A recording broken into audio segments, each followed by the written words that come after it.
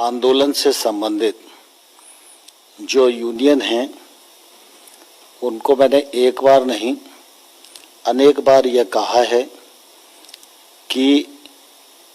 कानून को रिपील करने के अतिरिक्त कोई भी प्रस्ताव वो लेकर हमारे पास आए, हम उस प्रस्ताव पर चर्चा करने के लिए तैयार हैं। दूसरा, हमने हमेशा किसान आंदोलन के साथ संवेदनशील रवैया अख्तियार किया है। हमेशा किसानों का सम्मान मोदी सरकार के मन में है। लगातार हमारी कोशिश है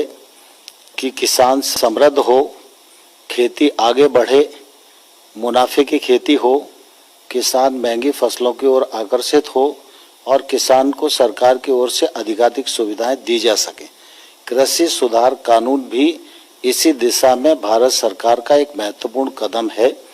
और मैं समझता हूँ समय रहते किसान यूनियन को उसके महत्व को समझना चाहिए। सारा देश उसके महत्व को समझ रहा है और मैं अभी भी आपके माध्यम से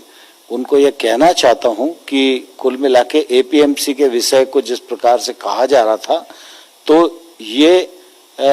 इस निर्णय के बाद मैं समझता हूँ इस पर विचार किया जा सकता है और विश्वास भी किया जा सकता है कि एपीएमसी समाप्त नहीं होगी।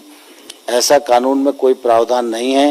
एपीएमसी राज्य के कानून के अंतर्गत बनती है और एपीएमसी और सशक्त हो और किसानों के लिए उपयोगी हो, यह मोदी सरकार की प्रतिबद्धता है। इसलिए 1 लाख करोड़ रुपए के इंफ्रास्ट्रक्चर फंड में उसको पात्र इकाई माना गया है और इसके बाद निश्चित रूप से एपीएमसी की क्षमता बढ़ेगी।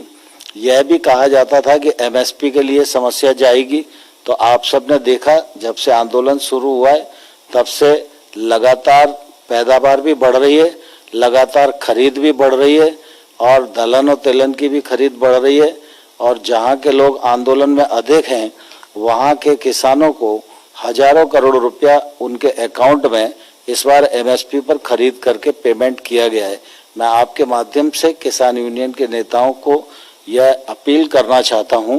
कि वो गंभीरता से